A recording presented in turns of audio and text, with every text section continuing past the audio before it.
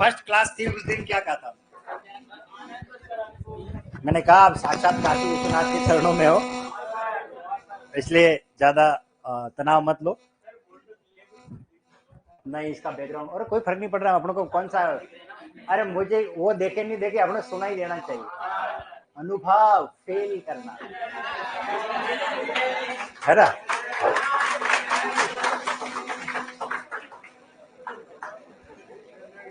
ठीक है ना, तो उससे क्या फर्क पड़ रहा है, काले है या बैकग्राउंड है या कैसा है। चलो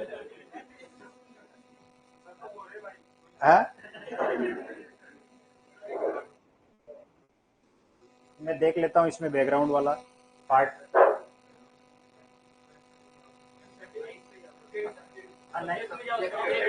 एक मिनट,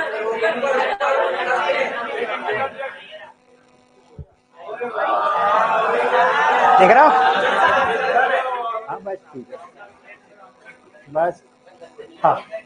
अरे उनको दिख जाएंगे ना, बढ़िया बढ़िया। अच्छा बताइए, इसके लिए ब्लैक ले लो पेन। हाँ ओके, ब्लैक थोड़ा ठीक रहेगा। हाँ नहीं नहीं, यस नमस्कार मित्रों। कल हम बात कर रहे थे संधि पर, कहानी भी सुनाएंगे लेकिन समय के बाद लास्ट में, ठीक है। व्यंजन संधि का पार्ट चल रहा था और एक अभी आया तो मुझे एक शब्द मिला, सुसुप्ता अवस्था। देखिए वो हर बार मैं संधि में पढ़ाता हूं, हर बार पढ़ाता हूं वो शब्द, लेकिन वो समय से पहले यहाँ पर मुझे दिख गया, तो आज मैं उसी का ही नियम पहले पढ़ाऊंगा ताकि आपको क्लियर हो जाए कि ये सुसुप्त शब्द कैसे लिखा जाता है। चलिए तो हम बात कर लेते हैं। सही जो क्या है, देखो डॉक्टर की भाषा आपने देखी कैसी होती है, वही मेडिकल वाला पढ़ सकता है, उसके अलावा कोई नहीं पढ़ सकता, है ना। तो कोई कैसा लिखता है, ये मुझे लगता है सोनू सर ने पढ़ाया है, लेकिन सोनू सर बहुत अच्छा पढ़ा, उनके मुकाबले कोई टीचर नहीं है जहां तक मुझे लगा। मैं काफी टाइम से उनके साथ हूँ, बहुत अच्छा पढ़ाते हैं, मैं बहुत उनसे प्रभावित भी हूँ। हालांकि मैं बहुत सीनियर हूँ उनसे, लेकिन अपने विषय के वो अच्छे ज्ञाता है, बहुत अच्छा, और नेचर भी बहुत अच्छा, शानदार नेचर है उनका, बहुत बढ़िया है। तो अब उनका हिंदी से कोई लेना देना नहीं है, क्योंकि वो उनकी सब्जेक्ट अलग है। गणित वाले में हिंदी से संबंधित कोई अगर त्रुटियां हो जाती है तो वो त्रुटियां मानी नहीं जाती, लेकिन हिंदी वाले अगर गलती करते हैं तो फिर वो अपराध अक्षम्य माना जाता है। बात समझ आई? मैं अगर गलत लिखता तो वो अपराध अक्षम्य, लेकिन कोई दूसरा अगर गलती कर लेता है तो वो कोई गलती नहीं है, क्योंकि उनकी वो विषय नहीं है। खैर अभी हम बात कर लेते हैं उस नियम पर। मैं आपको कल जो पढ़ा के गया था, मैं र लोप, न लोप और स लोप, ठीक है ना, ये पढ़ाया था। अब हम बात करते हैं उस उदाहरण पर जो मैंने दीर्घ संधि में मैंने आपको पढ़ाया था। याद करिए, एक रामायण शब्द पढ़ाया था और मैंने रामायण का संधि विच्छेद राम प्लस अयन किया था, और मैंने ये भी बताया कि न अण में बदला है, वो क्यों बदला है, इसको हम पढ़ेंगे किसमें, व्यंजन संधि में। तो अब वो टेम आ गया है, वो समय आ गया है, उसके बारे में हम बात करें। तो वो नियम ये है कि सारी मूर्धन्य ध्वनियों पर बात करेंगे, ई, ये री और ये र और ये है श, ई री र श, षटकोण वाला, ठीक है। इसके बाद जब भी न की ध्वनि आए तो न का मूर्धन्यकरण हो जाता है, न अण में हो जाता है। इस नियम को थोड़ा समझना, इस नियम के अंदर क्या खास बात, न से पहले, न से पहले का मतलब है कि ये न कहीं पे भी हो सकता है, मध्य में भी हो सकता है, अंत में भी हो सकता है, आरंभ में, इधर जो शब्द आएगा राइट हैंड साइड उसकी बात कर रहा हूं। और ये जो ध्वनियां उस शब्द में कहीं पे भी होनी चाहिए, फर्स्ट में हो, मध्य में हो या लास्ट में हो, पर ये ध्वनि कहीं पे भी हो जाए तो इन ध्वनियों के प्रभाव के कारण ये न अण में बदलता है, यानी मूर्धन्य, मूर्धा, ऋतु रसाणाम मूर्धा, इस अण का उदाहरण मूर्धा से होता है, ठीक है। पूरे ट वर्ग का के अंदर ये उसका सदस्य। तो पहला वही उदाहरण लेते हैं जो हम पहले दीर्घ संधि में पढ़ के आए थे। यह है हमारा शब्द राम और इधर आ रहा है अयन, ठीक है, अयन।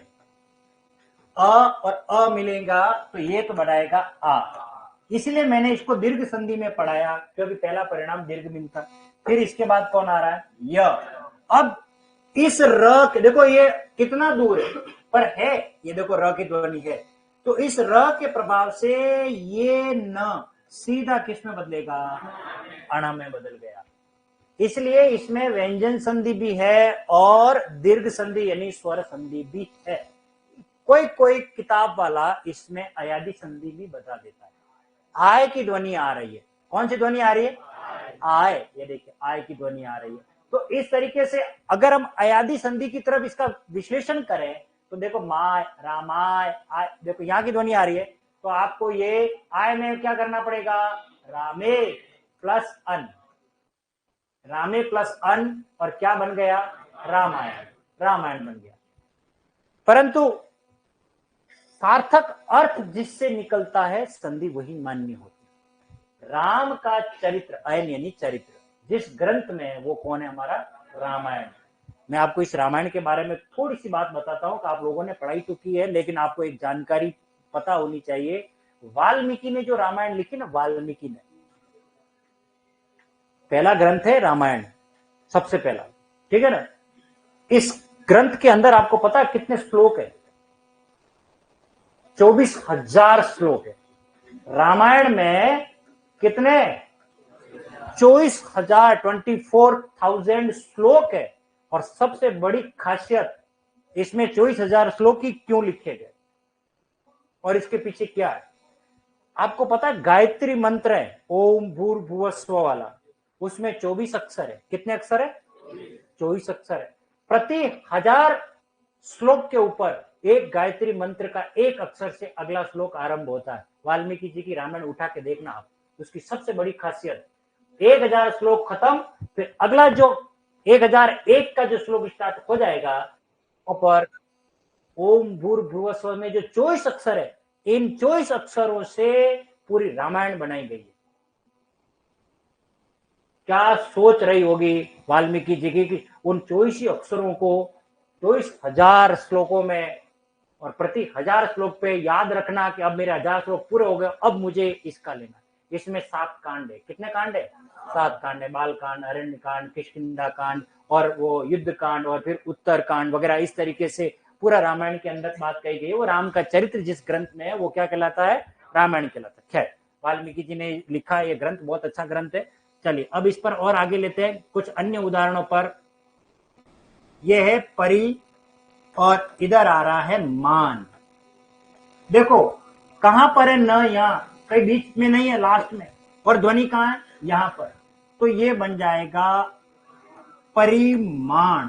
क्या बनेगा, परिमाण। इस तरीके, इसी तरीके से देखिए, यह परि, और यह आ गया नाम, और ये बनेगा परिमाण। देखिए ये दो शब्द है, यहां हमारे शब्द युग्म कंप्लीट हो गया।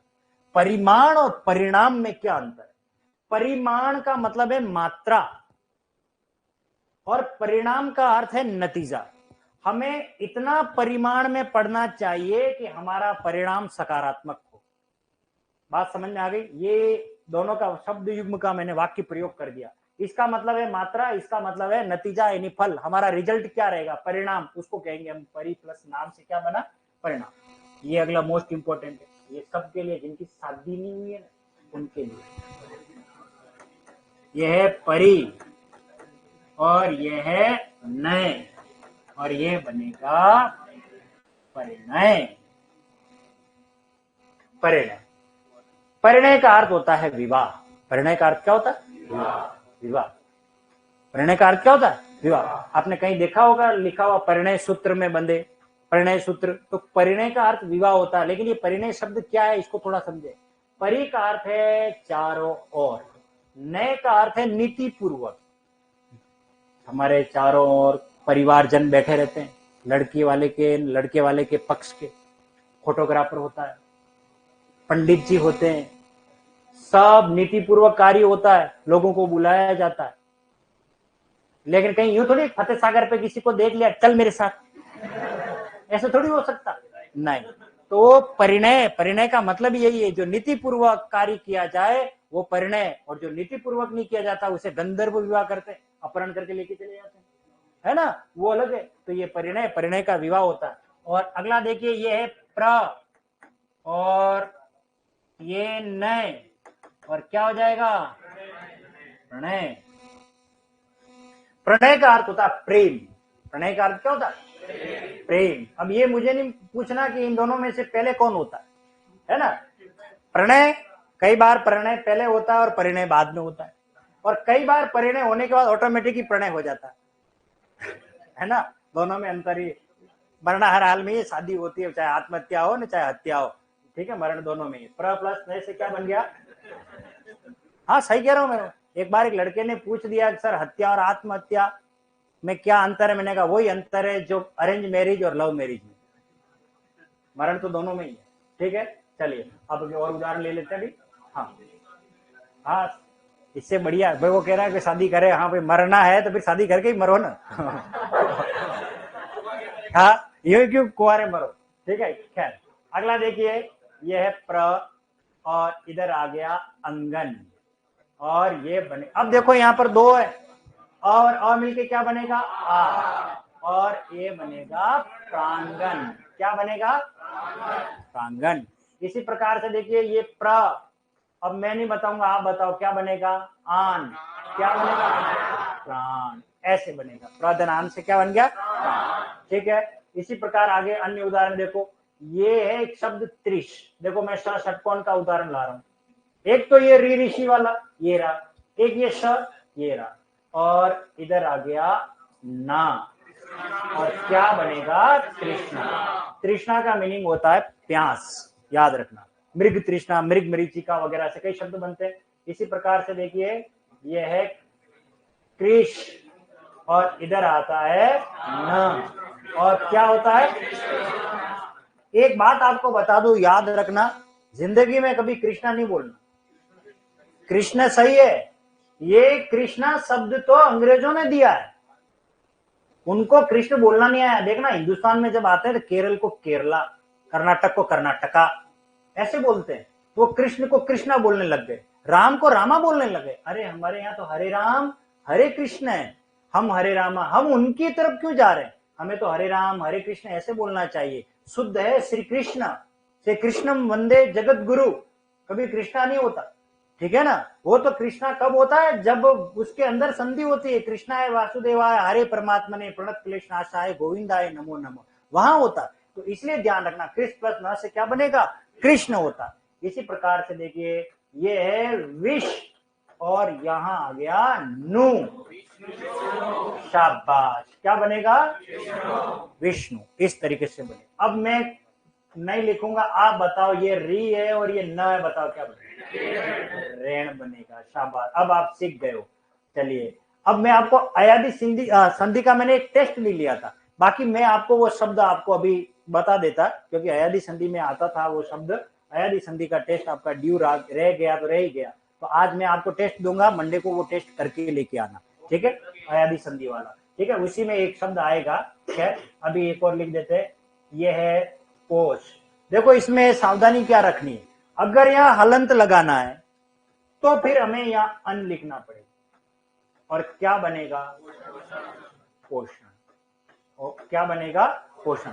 अगर आपको हलंत नहीं लिखना है तो फिर आपको लिखना है पोष, तो यहां हमें क्या लिखना पड़ेगा? न। दोनों राइट है, वो डिपेंड करता है कि वो ऑप्शन में क्या दिया गया है। तो अगर पोष लिख रहे हो तो यहां फिर आपको हलंत मिलेगा, तो यहां स्वर आएगा, तभी वो क्या बनेगा? पोषण बनेगा, ये ध्यान। तो अब मान लीजिए परीक्षा में आ गया जैसे दूषण, तो अब आपका इसका संधि विच्छेद क्या होना चाहिए? ये आ जाएगा दुष, और इधर आप करोगे तो अन। और अगर ये नहीं करे और ये अन्न नहीं लाना है तो हम सीधा क्या करेंगे? दुष प्लस न, क्या बनेगा? दूषण। बात समझ में आई? तो इस दुष प्लस न से क्या बनेगा? सॉरी, ये हलंत नहीं होगा, तो दुष प्लस न दूषण बन जाएगा। तो ई री र श का नियम ये है कि इसमें न किस में बदलता है? अण में बदलता है। क्लियर है? ये बात तो समझ में आ गई होगी आपको। ये मूर्धन्यकरण के सारे उदाहरण आज लेकर के आ रहा हूं, आज अपन बात कर ही लेते हैं। इसके अलावा अब हम बात करें आज का जो दूसरा नियम है, वो है ई और उ के बाद स की ध्वनि।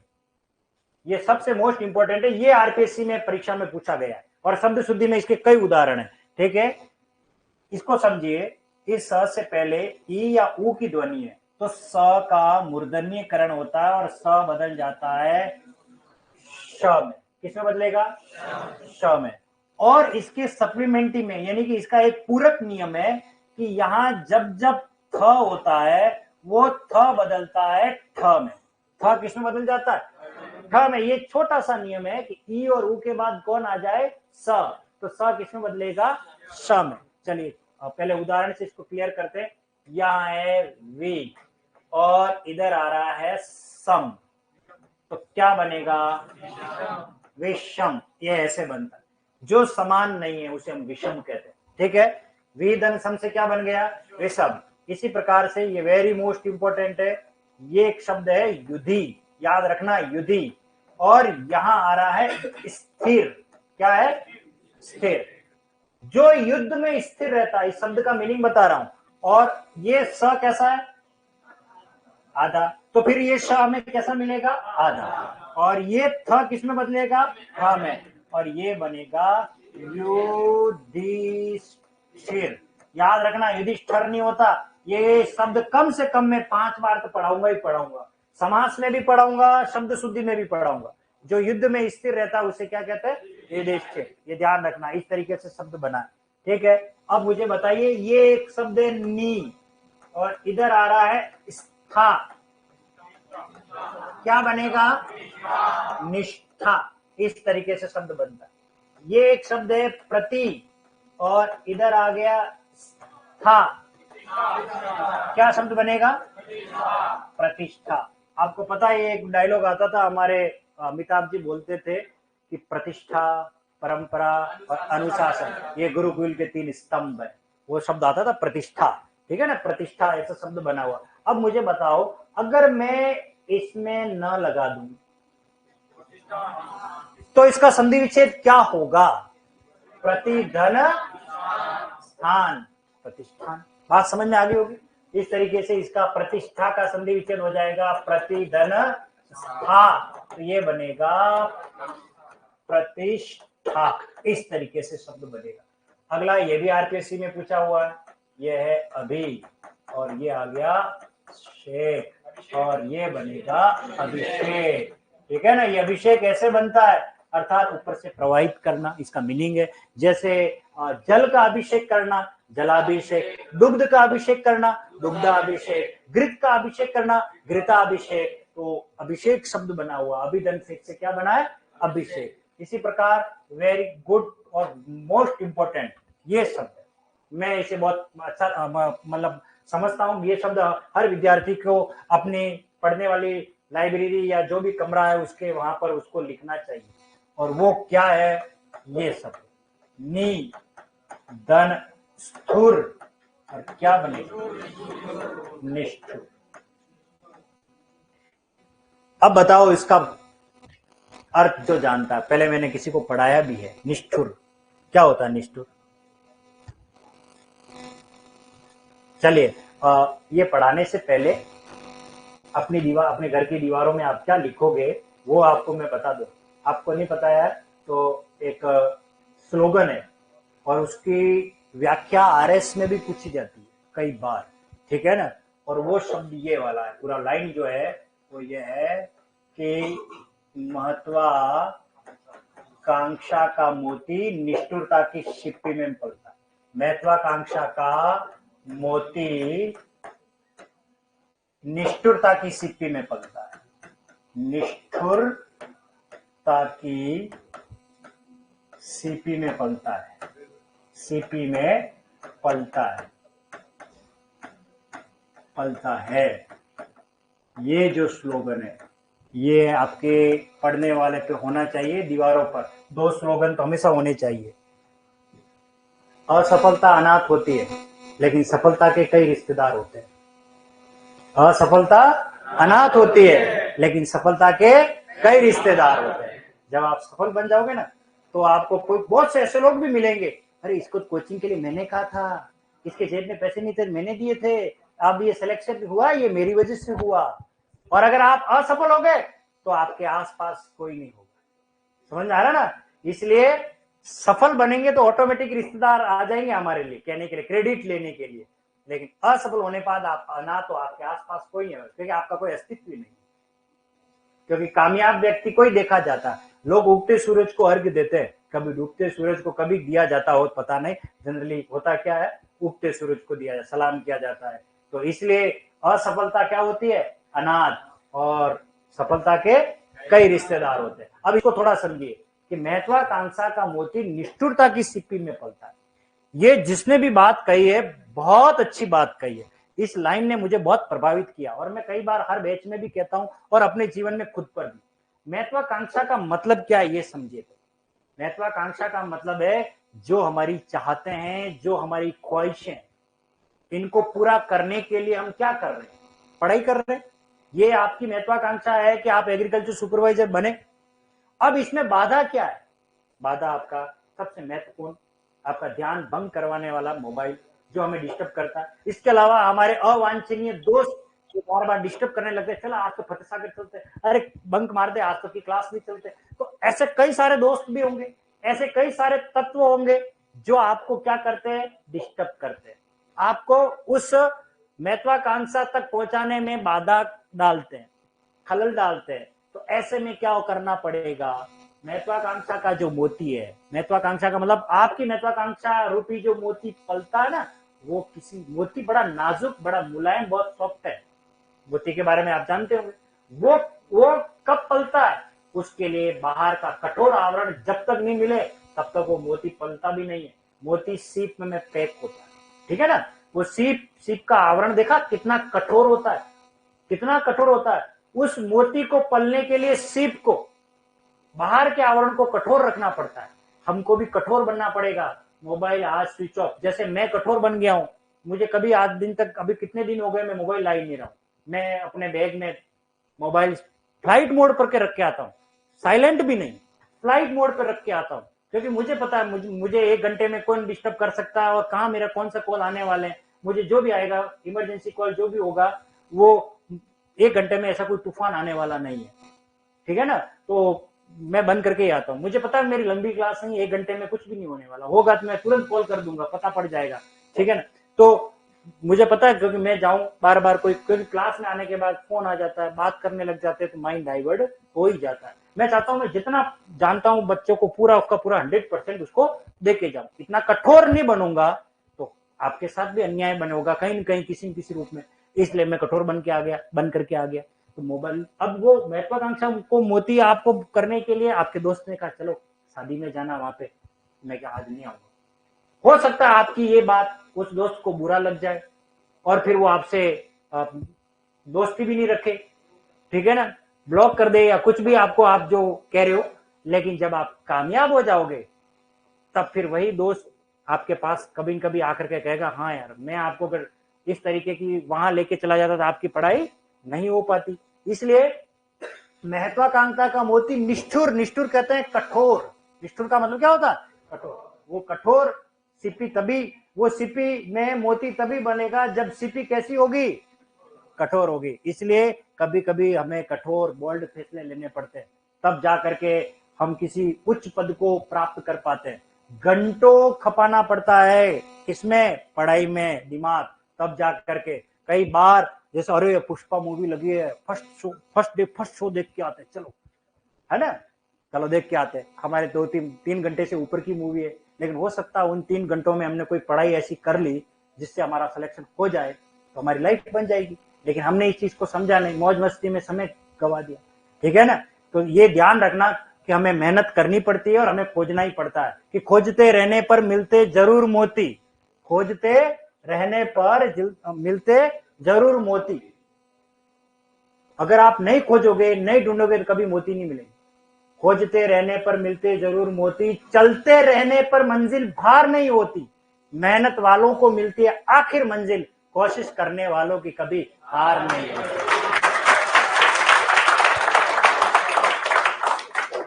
ये ध्यान रखना, कोशिश करता रहना चाहिए। तो ठीक है, आज देखो मैं किसी ने कहा कि सर एक क्या लाइन कही थी, अब मैं आया था लेवल है ना, ऐसा बोला, हाँ ठीक है ना।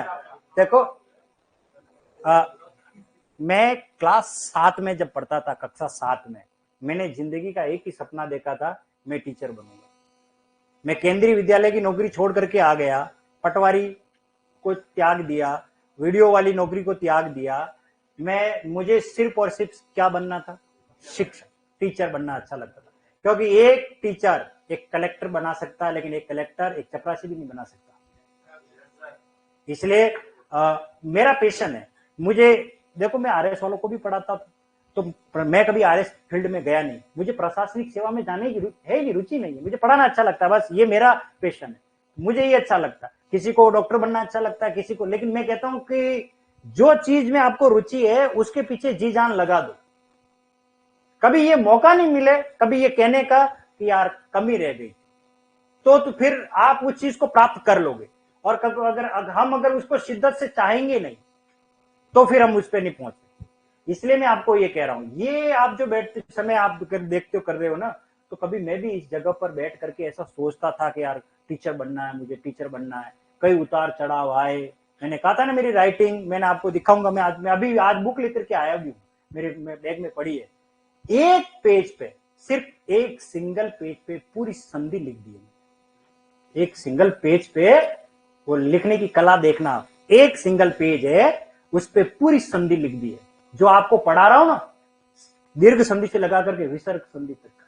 और देखना हो, इस क्लास के बाद आपको बताऊंगा, मेरे पास पड़ी हुई बुक में वो लगा रखा है एक कागज, आप कहोगे क्या गजब लिख दिया, एक ही वो इस कागज की कॉपी दे दो सर, हमें तो हमारे घर पे लगा देंगे, ठीक है ना। तो वो चीजें, उसके लिए बहुत प्रयास करना पड़ता है, बहुत सीखना पड़ता है, डेडिकेशन, समर्पण, और कुछ नहीं। तो नीध निष्ठुर से क्या बना, निष्ठुर, ठीक है।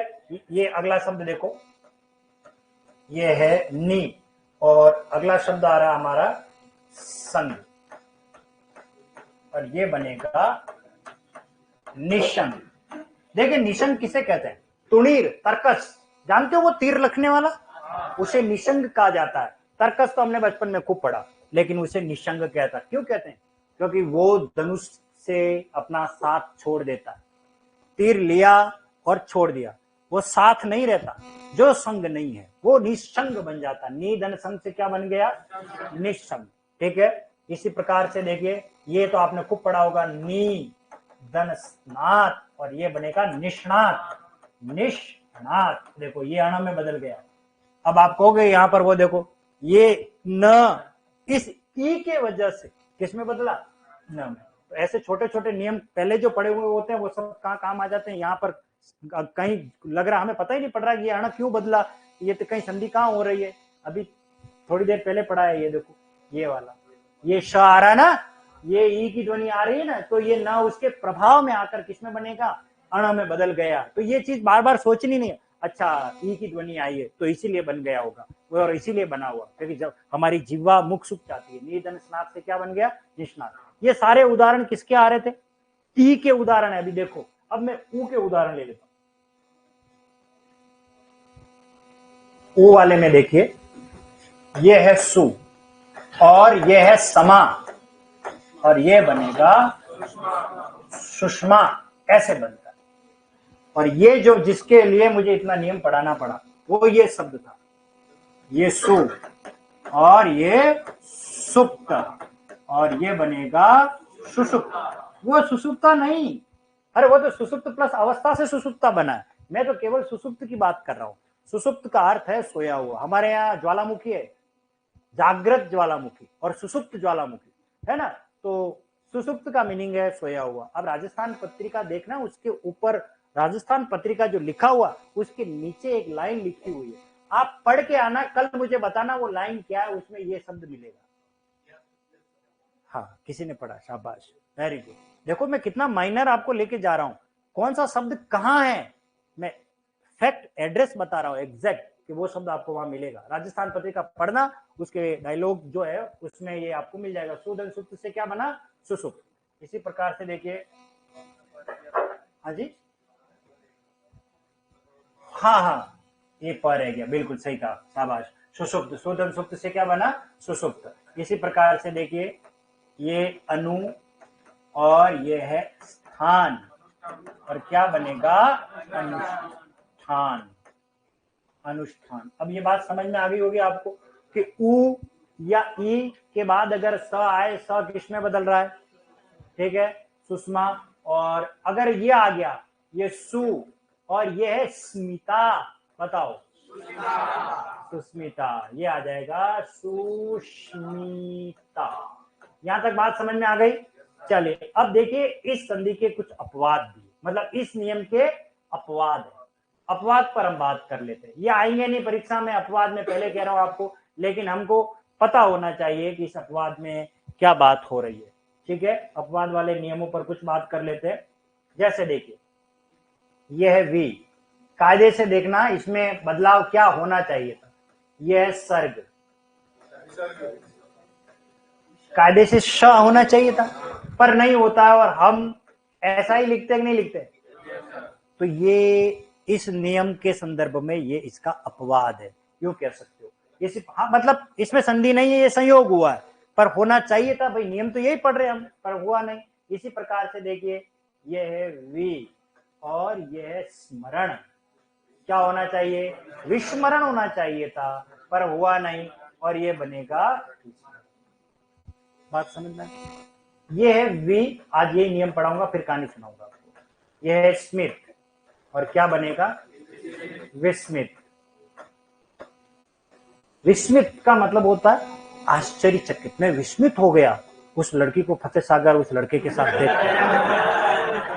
हाँ, ऐसा कहते हैं ना, आश्चर्यचकित हो जाना। और विस्मरण, भूल भूल जाना, भूल गया मैं, ठीक है ना, क्या कहा मुझे पता ही नहीं था, पता नहीं है ना, ये ई की बात हो गई। इसी प्रकार से देखिए ये है अनु और ये है सार, क्या आ गया, अनुसार। बात समझ में आ गई होगी मेरे ख्याल से। ऐसे अगर आपको कोई शब्द मिल जाए और उसमें ऊ या ई आ रहा, उसके बाद स आ रहा और उसमें परिवर्तन नहीं हुआ, तो वो सारे के सारे कौन है, अपवाद है।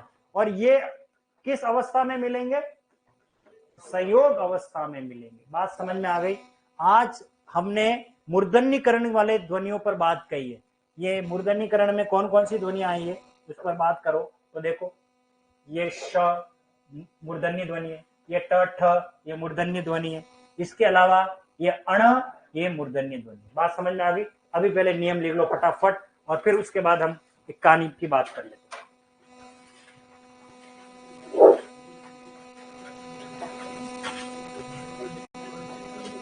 अरे हिंदी की बुक आ जाएगी भाई, अरविंद मीना जी, साथी युक्ति विद्या विनय विवेक साहस सुकृत, अर्थ समझा दो क्या है भैया, राम भरोसे।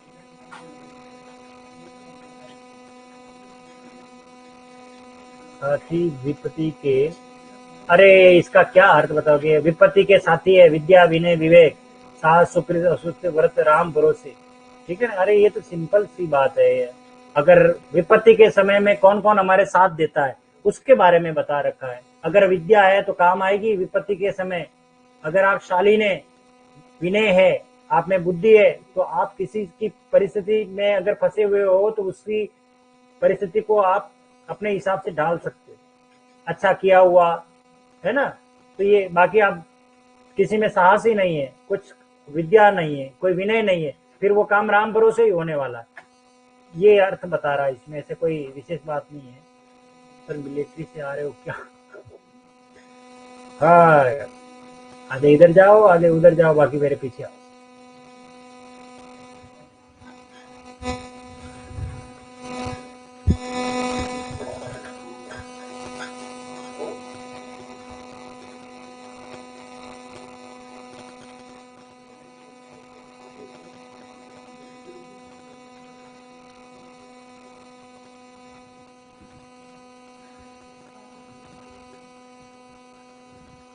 समझ में तो आ रहा है आप लोगों को है?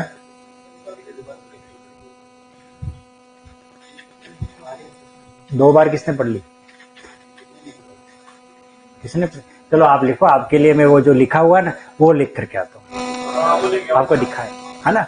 हाँ तब तक आप लिखो इसको, मैं लेके आता हूँ उसको, ताकि आपको थोड़ा सा पता लगे। हाँ, एक ही पेज में, मैंने ऐसे ही नहीं बोल रहा हूँ।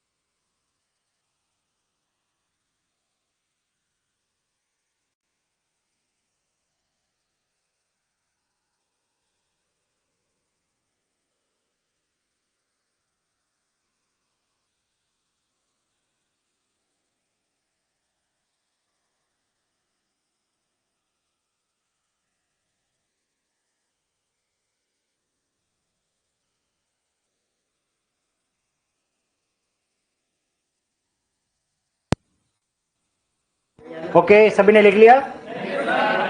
अपवाद को कंप्लीट कर लें। सर अमेरिका चले गए क्या? अरे उनको वैसे यहाँ दिखेगी नहीं है ना, चक्कर ये है ना, वो पेज उसको मैंने हाँ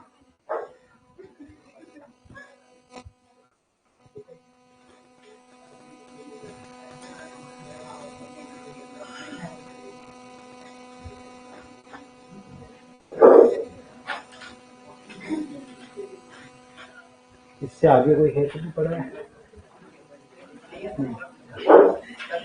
चले लिख लीजिए इसी उदाहरणों को फटाफट। हाँ बिल्कुल कहानी सुना दी, बस इसके बाद आप कॉपी बंद कर लेना, आपको कुछ लिखना ही नहीं है। वो महत्वाकांक्षा का मोती निष्ठुरता की सिप्पी में पलता है, वो जरूर लिख देना एक स्लोगन अपनी कॉपी के सबसे फ्रंट पेज पे, तो याद रहेगा, मोटिवेशन है ये। हाँ बेटा आपको नहीं लिखा है? लिखा है नहीं अभी लिखा है? अच्छा ये पूछ रहे कि आप लिख रहे होते? अच्छा ऐसे पूछ, हाँ लिखो।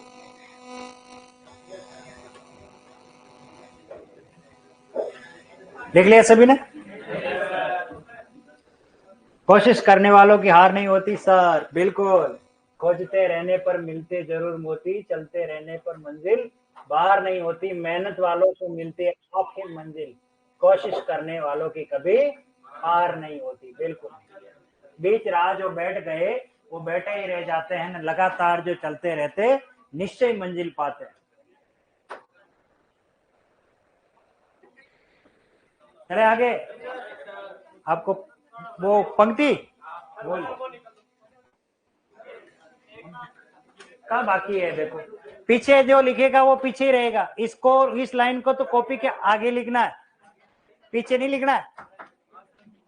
कॉपी के पीछे लास्ट में नहीं, सबसे फ्रंट में, कि महत्वाकांक्षा का मोती निष्ठुरता की सिप्पी में पलता। अरे हाँ तुम ऐसे ले जाओगे तो ये इसके तो वो हो जाएंगे चारों धाम की यात्रा। हाँ,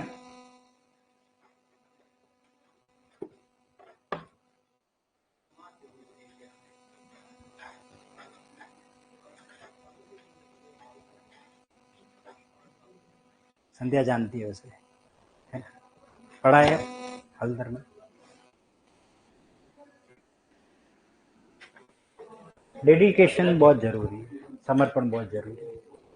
ओके कंप्लीट? ओके लिख लो, कॉपी बंद कर लो। महत्वा में दो त आते हैं, दो त आते हैं, दो ही लिखे। हाँ महत्व लगने से महत्वा बनता है, जिसने एक लिखा वो दो करे।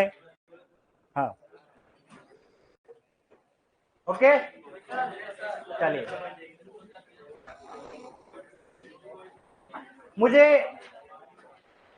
एक कवि की पंक्ति याद आ रही है, वो आप लोगों के लिए। चलिए पहले कॉपी बंद कर लो तो। हाँ। इसके बाद क्लास है नहीं है? चलिए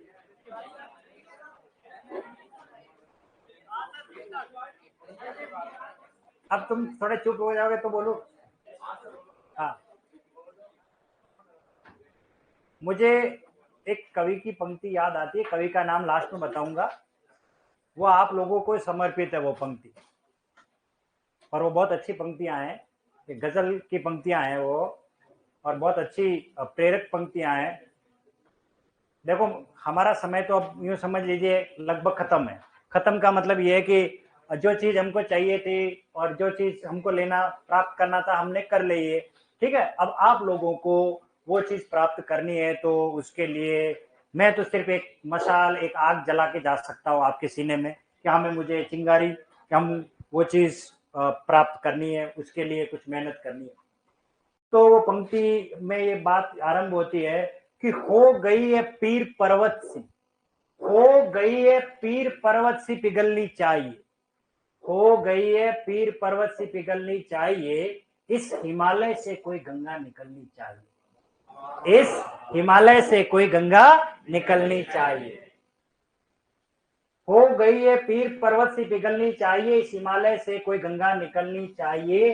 सिर्फ हंगामा खड़ा करना मेरा मकसद नहीं, सिर्फ हंगामा खड़ा करना मेरा मकसद नहीं, ये बुनियाद हिलनी चाहिए। मेरे सीने में न सही, तेरे सीने में सही वो आग, लेकिन आग जलनी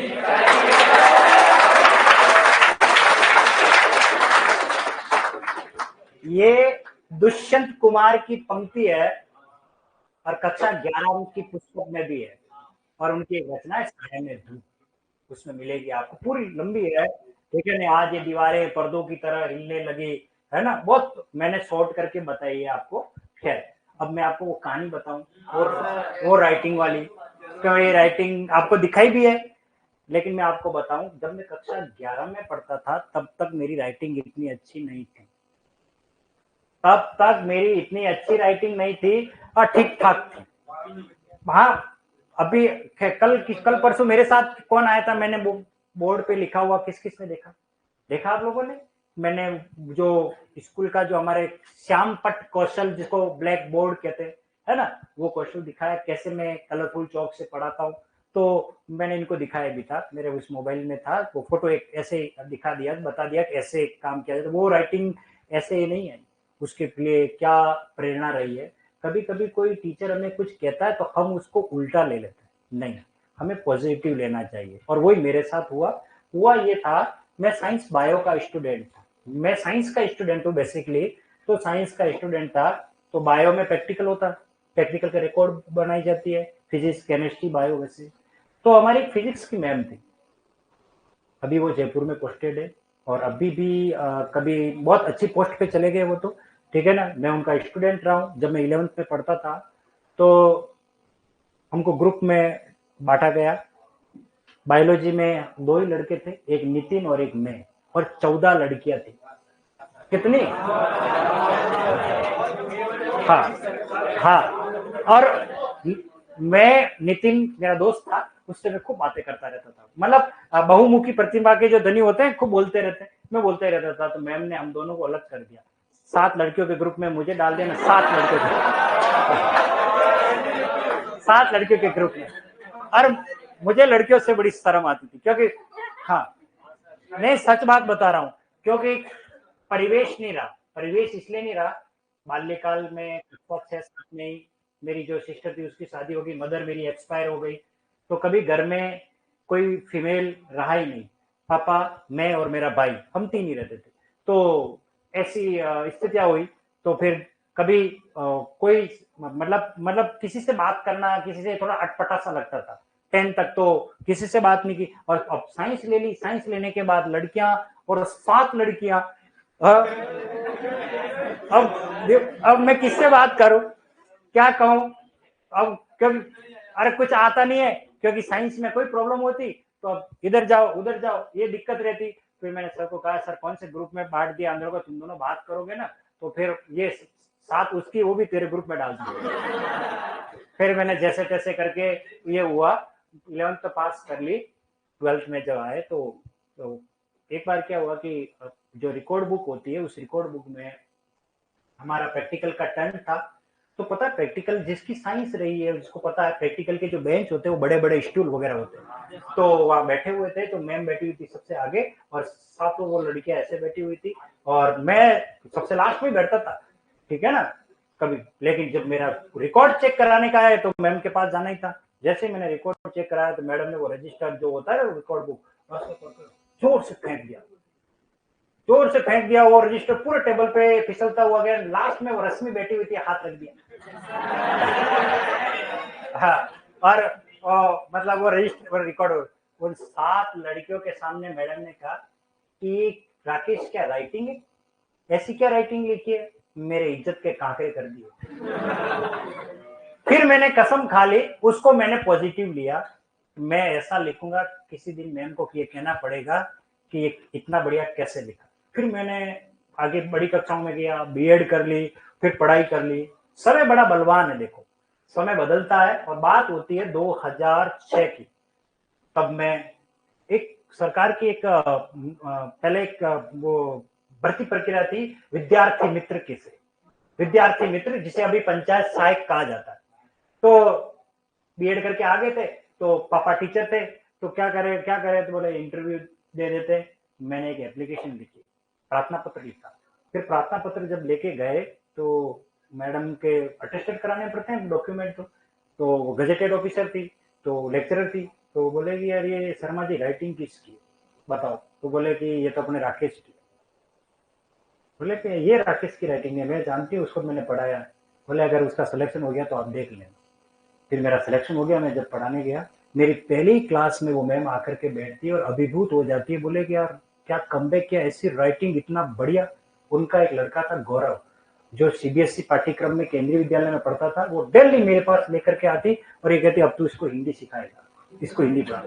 आप ये सोचिए, जिसने नकार दिया वही अगर हमें ये कॉम्प्लीमेंट दे, क्या गजब लिखता है, तो अपने लिए कितनी बड़ी उपलब्धि होती है। अगर मैं उस चीज को नकारात्मक लेता, चल बाहर मिलना आप, हाँ, है ना, होता ना, बच्चों में होता ही है, होता। इसलिए कोई भी टीचर अगर आपको कुछ कहता है, उसे आप पॉजिटिव लो, उसे देखो, मुझे आप लोगों से कुछ भी लेना देना नहीं, मैं तो यहाँ पढ़ा करके चला जाऊंगा, लेकिन कभी मैं ये बात कहता हूँ तो मैं आपको देख करके, मैं अपने अतीत को देखता हूँ कि यार ये बच्चे, इनका भविष्य कहाँ चला जाएगा, अगर ये नौकरी नहीं मिली तो फिर ये क्या करेंगे, इनका पूरा टाइम वेस्ट हो जाएगा, वो पैसा भी जा रहा है, वो समय भी जा रहा है, ठीक है ना।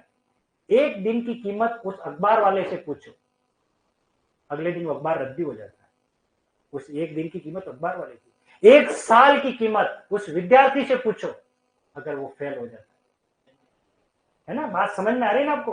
तो इसलिए आपका ये समय बड़ा अमूल्य है, इसे ऐसे यूं ही जाने मत देना, इसको मेहनत करना। और मैं कभी कोई बात कहता हूं तो मेरी लास्ट में एक बात लाइन में कह के भी जाता हूं, मैंने प्रत्यक्ष या अप्रत्यक्ष रूप से कटु वाणी का प्रयोग किया और हृदय पर आघात पहुंचाओ तो उसे यही छोड़ के चले जाना, कभी जिंदगी में कभी उसे याद मत करना, अच्छी बातें लेके जाना, तो अब वो हमारे क्या काम आएगी। बाकी तो अपन मिलेंगे मंडे को। Okay, all the best.